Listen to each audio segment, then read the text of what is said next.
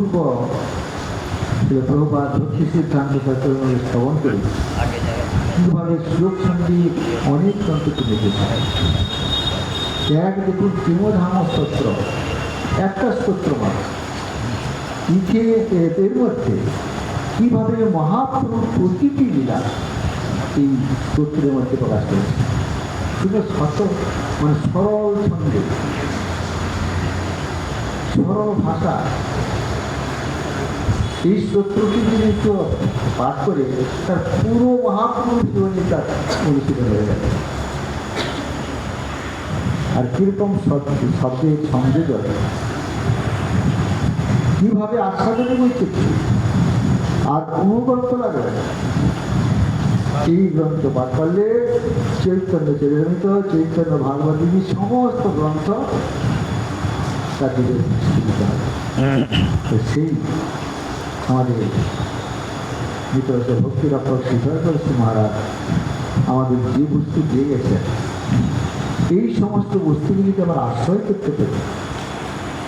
আমাদের কৃষ্ণভক্তি বহু প্রয়োজন, কৃষ্ণভক্তি অবশ্যই হবে।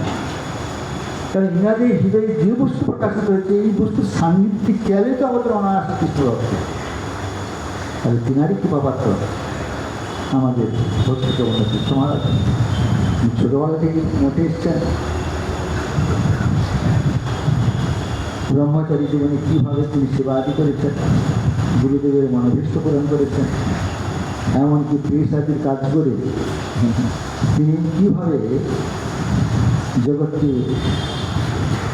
বিভিন্ন বস্তু প্রদান করেছেন, আর গুরুদেবের হৃদয়ের বস্তু তিনি অনুভব করেছেন, আস্বাদন করেছেন। আমরা পড়তে পারি, এটা গ্রহণ করতে পারি, কিন্তু আমাদের কৃষ্ণ মহারাজ সেটা গ্রহণ করেছে। কারণ ভক্তি প্রপন্ন বিশ্ব শব্দটি ভগবানের প্রতি কীরকম প্রপন্ন হতে হবে, কীরকম শরণাগত হতে হবে, তবে আমরা ভগবানের এই সমস্ত অমূল্য বস্তু হৃদয় ধারণ করার যোগ্যতা লাভ করে। সেই জন্য আমাদের মহারাজ সুন্দরভাবে আমাদের শ্রবণ করা যায়। কাজে এখন আমি মহারাজকে প্রণাম করি, প্রার্থনা করছি তিনি আমাদের গুরুদেবের শ্রীমুখ থেকে বহুতের হৃদয় থেকে হৃদয় ধারণ করেছেন।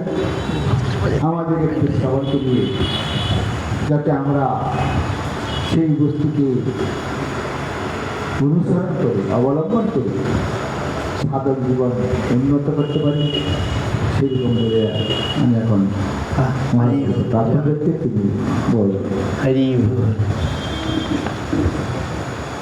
বন্দেহং শ্রীগুরু শ্রীযুত পদকমলং শ্রীগুরূন বৈষ্ণবাংশ্চ শ্রীরূপং সাগ্রজাতং সহগণ রঘুনাথান্বিতং তং সজীবং সাদ্বৈতং সাবধূতং পরিজন সহিতং কৃষ্ণ চৈতন্য দেবং শ্রীরাধা কৃষ্ণ পাদান সহগণ ললিতা শ্রী বিশাখান্বিতাংশ্চ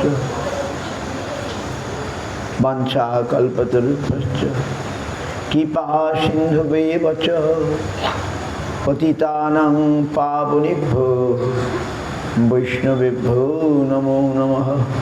শ্রীকৃষ্ণ চৈতন্য প্রভু নিত্যানন্দ শ্রী অদ্বৈত গদাধর শিবাসাদি গৌর ভক্তবৃন্দ। হরে কৃষ্ণ কৃষ্ণ কৃষ্ণ হরে হরে, হরে রাম রাম রাম হরে হরে। গুরু বৈষ্ণব ভগবান, তিনের স্মরণে হয় সর্ববিঘ্ন বিনাশন, অনায়াসে হয় বাঞ্ছিত পূরণ। জয় গৌর ভক্তগণ, গৌর যার প্রাণ, সব ভক্ত মিলি মোরে ভক্তি দেহদান। সর্বাগ্রে পরমানন্দ গুরুপাদ পদ্মম বিষ্ণুপাদ পরমহংস কুলবরেণ্য পতিত পাবন জগৎগুরু ছিল ভক্তিরক্ষক শ্রীদেব গোস্বামী গুরু মহারাজের রাতুল চরণ বন্দনা করি। আমার ভিন্ন গুরুপাদ পদ্ম নিত্যা পরিষ্ঠম বিষ্ণুপাদ ছিল ভক্তিবিলাস তীর্থ গোস্বামী মহারাজ এবং বিষ্ণুপাদ ছিল ভক্তি প্রমোদ পুরী গোস্বামী মহারাজ। সমস্ত গুরুবর্গগণের চরণ বন্দনা করি। সপার্ষদ জগৎগুরু ছিল ভক্তি সিদ্ধান্ত সরস্বতী গোস্বামী প্রভুপাদের চরণ বন্দনা করি। উপস্থিত শ্রীরূপানুগ সেবাশ্রম তথা সারস্বত গৌরীয় সেবাশ্রমের বর্তমান অধ্যক্ষ আচার্য পূজবাদ মৌসুমার বাবাজি মহারাজের চরণ বন্দনা করি। উপস্থিত সমস্ত ত্রিদণ্ডীপাদ বৈষ্ণববৃন্দ ভক্তবৃন্দ সকলের চরণে যথাযথ প্রণতি নিবেদন করি। সকলে আমায় কৃপা করুন। মহারাজ আমাকে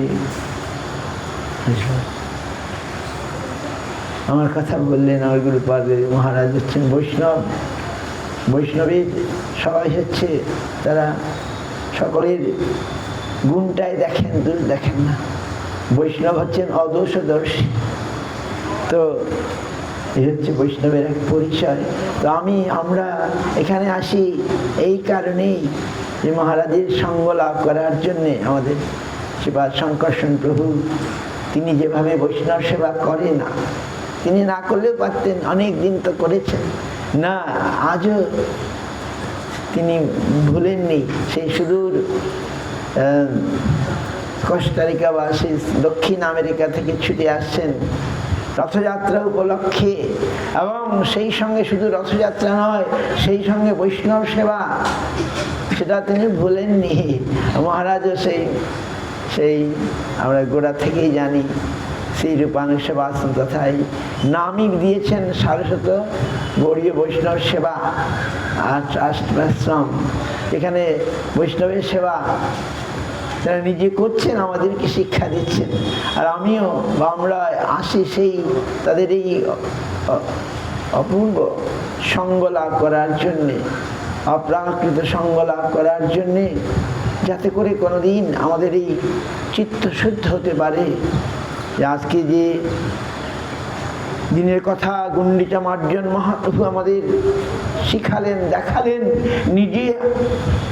নিজে সহস্তে সেটি করে আমাদের শিক্ষা দিলেন যে কি করে আমরা আমাদের হৃদয়ের যে মলিনতা, হৃদয়ের যে নানা রকম আবিলতা, সেগুলোকে আমরা দূর করব, এবং সে করার যে কত প্রয়োজনীয়তা সেটা তিনি দেখালেন। যদি হৃদয়টা ময়লা থাকে তাহলে সেখানে ভগবান বসবেন না।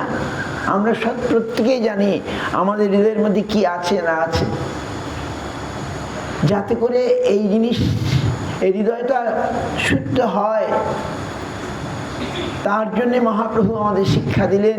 তিনি নিজের হাতে গুন্ডিচা মন্দির মার্জন করলেন। গুন্ডিচা মানে যেখানে জগন্নাথ আগামীকাল রথযাত্রা করে তিনি যাবেন।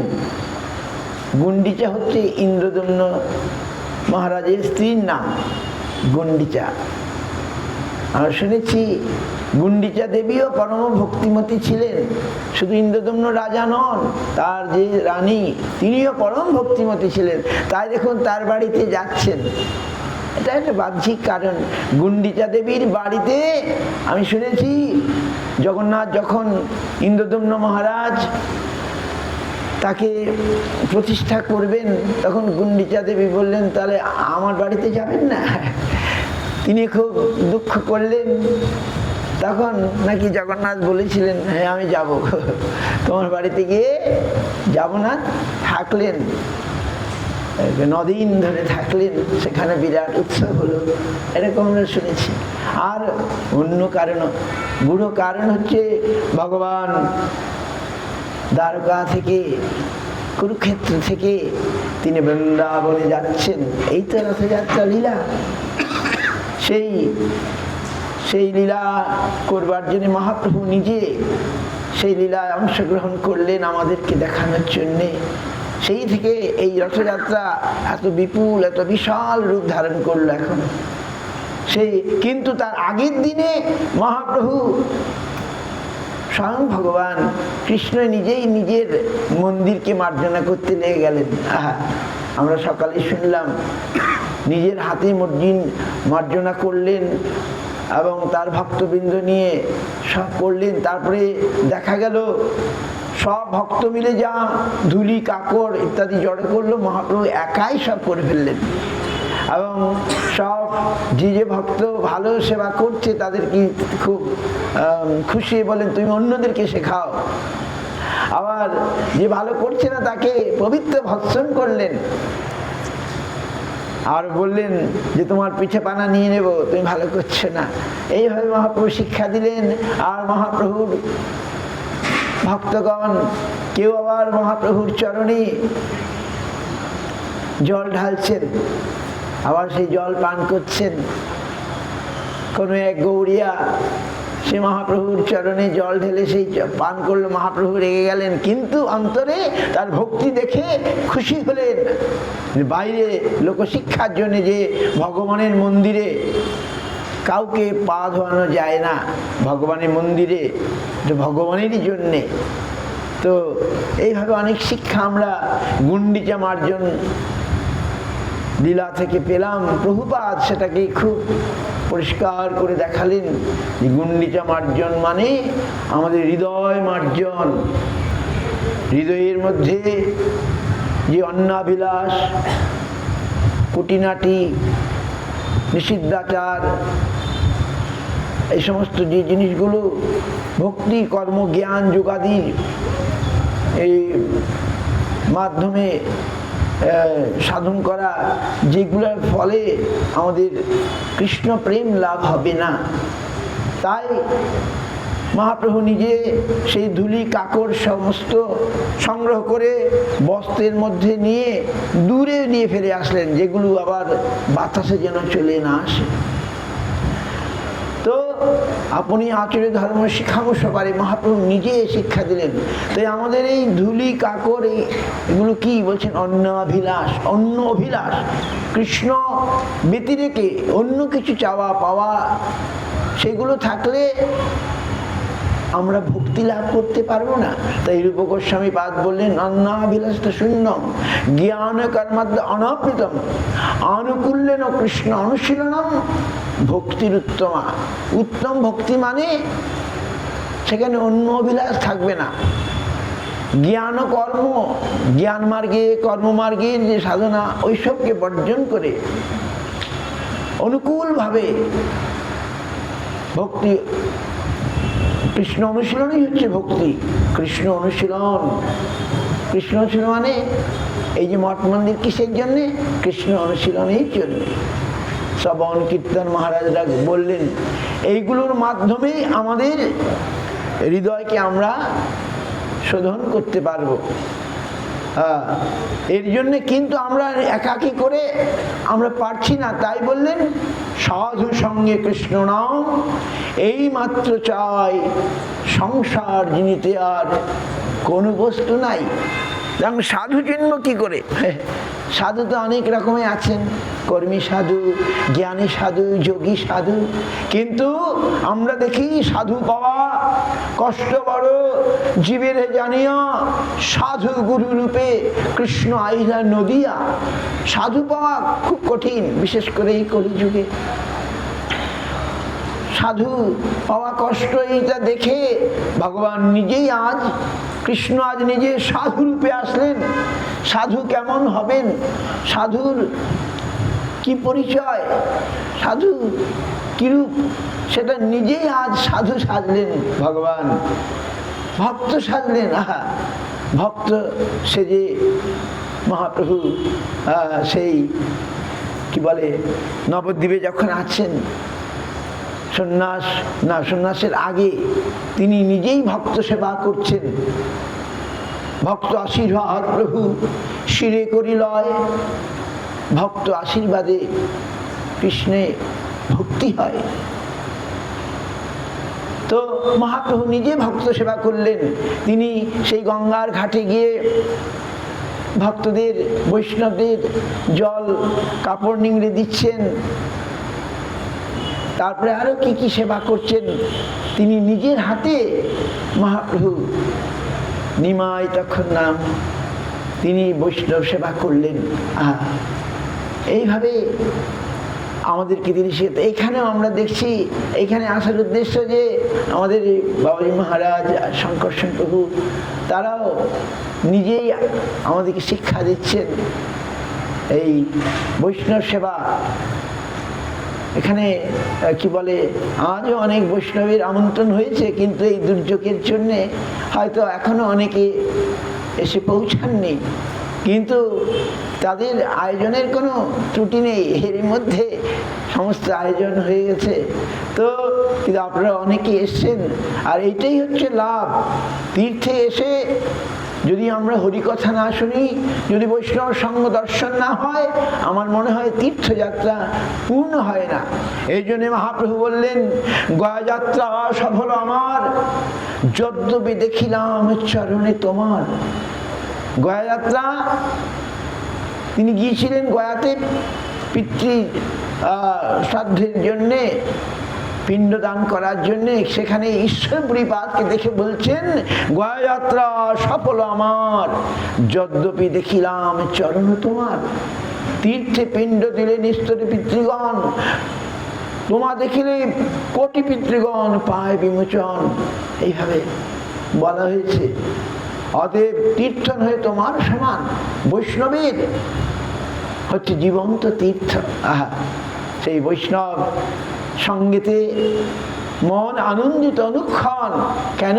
সদা হয় কৃষ্ণ পরসঙ্গ। আজ এখানে আমাদের আসার উদ্দেশ্য হচ্ছে এই জিনিসটা আমরা পাবো মহারাজের কাছে। সেখানে সকাল বিকেল সবসময় হরিকীর্তন, এটা বাদ যায় না।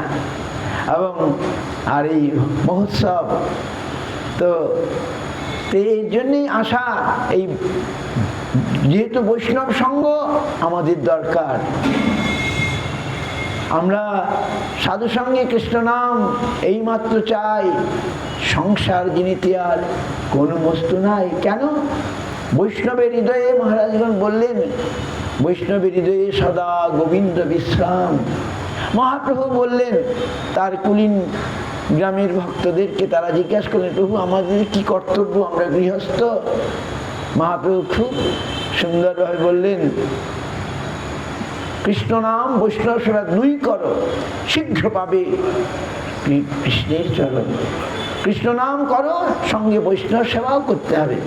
বৈষ্ণব সেবা কৃষ্ণ নাম দুই করো, শীঘ্র পাবে কৃষ্ণের চরণ। তো আমরা জগন্নাথের রথযাত্রা উপলক্ষে মহাপ্রভুর ভক্তগণ প্রায় 200 ভক্ত বোর দেশ থেকে আসতেন। এসে তারা মহাপ্রভু সেবা করতেন। 4 মাস এই নীলাচলে থাকতেন, ঘর বাড়ি ছেড়ে এখানে তারা মহাপ্রভু সেবা করতেন। তো মহাপ্রভু ভক্তগণই আমাদের এই শিক্ষা দিলেন যে, তো এই সেবা ছাড়িয়া বৈষ্ণব সেবা নিস্তার পেয়েছে কেবা, নরোত্তম দাস ঠাকুর বললেন। আর এই যে আমাদের যে অনর্থ, আমাদের যে এই যে আমাদের হৃদয়ের যে মলিনতা যাবে কি করে? শুধু কৃষ্ণ নাম করে তো যাচ্ছে না, কৃষ্ণ নামে যাবে, কিন্তু তার সঙ্গে সাধু সঙ্গের মাধ্যমে। সাধু সঙ্গ হলে আমাদের কৃষ্ণ নাম ফুর্তি পাবে। আজ আমি যে মহারাজের গুরুপাদ পদ্মের কথা বললেন, তার কাছে যদি না আসতাম, তাহলে আপনাদের কাছে এখানে এসে বসতে পারতাম না। একমাত্র গুরুদেবের কৃপা, বৈষ্ণবগণের কৃপা হলে আমরা কিছু করতে পারবো এই পারমার্থিক জগতে। তাদের কৃপা না হলে তো কিছু হবে না। তারাই আমার কাছে শ্রেষ্ঠ সাধু। গুরুপাদ পদ্ম হচ্ছে আমার কাছে 1 নম্বর সাধু, প্রধান সাধু। সেই গুরুপাদ পদ্মের সঙ্গ, বৈষ্ণবগণের সঙ্গ।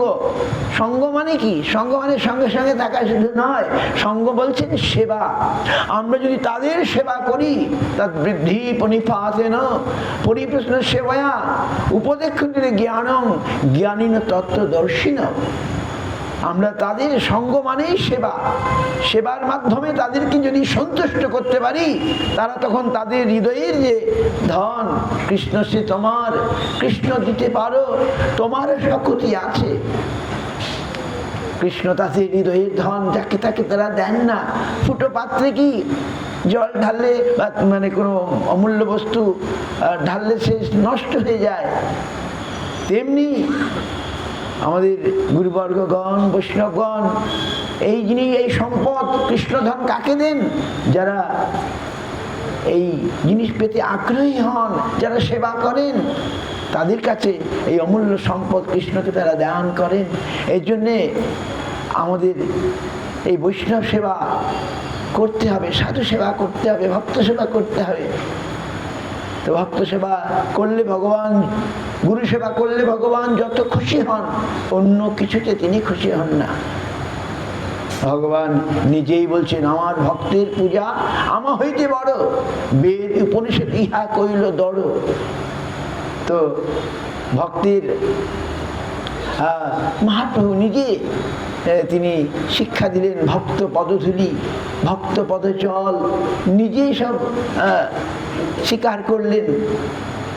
তিনি সেই তার খুব মাথা ব্যথা হয়েছে, তিনি বললেন যদি ভক্ত পদ ধুলি পাওয়া যায়, নারদ মুনি ঘুরে ঘুরে কোথাও পেলেন না, কিন্তু বৃন্দাবনের যে ভক্ত তারা শুনেই বললেন কৃষ্ণের মাথা ব্যথা, কি করে মাথা ব্যথা সারবে সেটা বলো।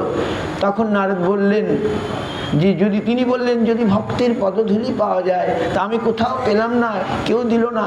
তখন ব্রজবাসী ব্রজগোপী তারা দিয়ে দিলেন। তারা বললেন তার জন্য আমার নরকে যেতে হয়ে যাক, তথাপি কৃষ্ণের মাথা ব্যথা সারুক। এইভাবে সেই ধূলি পেয়ে কৃষ্ণের মাথা ব্যথা সেরে গেল। ভগবান এইসব আমাদের শিক্ষা দিলেন। এই সাধু গুরু বৈষ্ণব তারাই আমাদেরকে এই অনর্থ থেকে নিবৃত, তাদের সঙ্গ হলে পরে তাদের যদি সেবা আমরা করি, নরোত্তমদাস ঠাকুর বললেন যে আমাদের যে ভিতরের যে কাম ক্রোধ যা কিছু সব দূরে চলে যায় যদি হয় সাধু। কাম ক্রোধ সাধকের কি করিতে পারে, যদি হয় সাধুজনার সঙ্গ। কাম ক্রোধাদি আমাদেরকে বিঘ্নিত করছে, আমাদের ভজন পথে এগুতে দিচ্ছে না, কিন্তু যদি সত্যি সত্যি সাধুসঙ্গ করি তাহলে এগুলো দূরে চলে যায় নাকি। কাম ক্রোধ সাধকের কি করিতে পারে, যদি হয় সাধুজনার সঙ্গ। আর আমরা যদি গোবিন্দ নাম করতে পারি, শুনিয়া গোবিন্দ রব আপনি পলাবে সব, সিংহ রবে যেন করিগণ। সাধু সঙ্গে এই কৃষ্ণ নাম করলে আমাদের যত ভেতরের ময়লা সেগুলো চলে যাবে। তো মহাপ্রভু নিজে আজ সেই গুন্ডিচা মার্জন করছেন, আর সঙ্গে ভক্তগণ কি করছেন, কৃষ্ণ নাম করতে করতে সেবা করছেন। মুখে কৃষ্ণ নাম করছেন আর বলছেন জল দাও, বলছেন কৃষ্ণ কৃষ্ণ, এই বলে কৃষ্ণ নাম গ্রহণ করে কৃষ্ণ নাম করতে করতে সেবা করছেন। এই জন্যে আমাদের গুরুবর্গ বলেন যে হাতে তোমরা সেবা করো আর মুখে তোমরা কৃষ্ণ নাম করো, তাহলে তোমরা অনেক শীঘ্রই কৃষ্ণ লাভ করবে। তো সাধুগণ কেমন, তাদের কি প্রয়োজনীয়তা, তারা তো দেখলে আমাদের মতো সাধারণ মানুষ না। আমাদের গুরুপাদ একটি উদাহরণ দিয়েছেন, যে দেখুন আমরা যখন দূরের কোনো বস্তুকে দেখতে চাই তখন খালি চোখে দেখা যায় না, তখন আমরা যদি দূরবীক্ষণ যন্ত্র সাহায্য নিই, দূরবীক্ষণের সাহায্যে দূরের জিনিসটা খুব ভালো দেখতে পাই।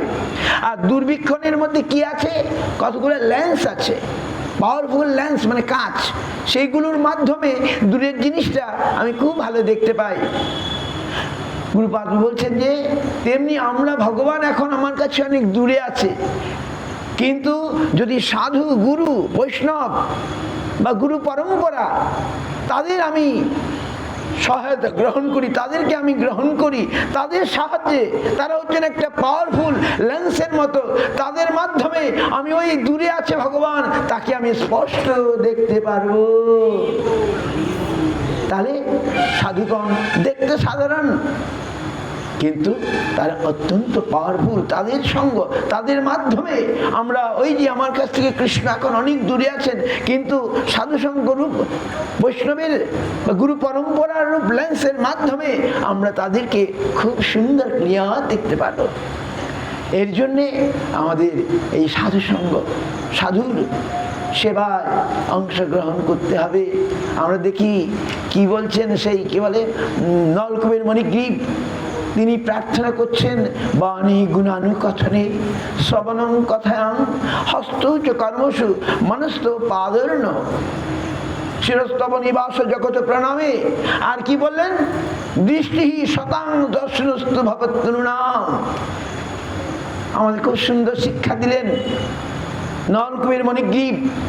তারা আজ দামোদর ভগবানের কৃপায় মুক্ত হয়ে তারা প্রার্থনা করছেন, হে প্রভু, এখন থেকে আমাদের বাণী তোমার কথা কীর্তন করবে। শ্রবণ কথায়াং, আমাদের এই দুটি কান তোমার কথাই শুনবে। আর হস্তৌচ কর্মসু, হস্ত দিয়ে তোমার কাজ করব। আর মনস্তব পাদর্ণ, আমাদের মনটা তোমার ওই পাদ পদ্মে যেন নিবস্ত থাকে। আর শিরস্তব নিবাস জগত প্রণামে, এই মাথা দিয়ে তোমাকে প্রণাম করো, তুমি এই সমস্ত জগৎব্যাপী সব তুমি আছো। আর কি বললেন, এই চোখ দিয়ে দৃষ্টি শতাং, আমি চোখ দিয়ে তোমার ভক্তগণকে দর্শন করব। শতাং মানে সাধুগণ, ভক্তগণ। এইভাবে প্রার্থনা করি। সুতরাং আমরা যদি এইভাবে সাধুগণের কে দর্শন করি, তাদের সেবা করি, তাহলে হয়তো একদিন কোনোদিন আমাদের এই যে মলিন চিত্তবৃত্তি শোধন হয়ে যাবে এবং আমরা ভগবানের সেবার যোগ্যতা লাভ করতে পারবো। তো যাক, আরো বৈষ্ণবরা এসছেন, আমি আদি ঠাইতে করব না। আবার সমস্ত বৈষ্ণব চরণে প্রণাম করে আমি এখানে শেষ করছি। বাঞ্ছা কল্পতরুভ্যশ্চ কৃপা সিন্ধুভ্যেব চ পতিতানাং পাবনেভ্যো বৈষ্ণবেভ্যো।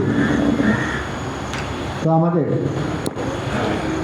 নিত্যলীলা পরিষ্করণ বিষ্ণু বাসনার ভক্তি রক্ষক সিদ্ধার্থ গোস্বামী প্রিয়পাত্র, আমাদের ভক্তি প্রপন্ন কথা আমাদের সুন্দরভাবে আমাদের শ্রবণ করা যায়। যে আমরা যাই কিছু করি না কেন, যদি সাধু সঙ্গ না হয় তাহলে আমাদের সেবা লাভ হয় না। প্রতিদেও তাই বলেছি, শতাং প্রসঙ্গ সঞ্জীব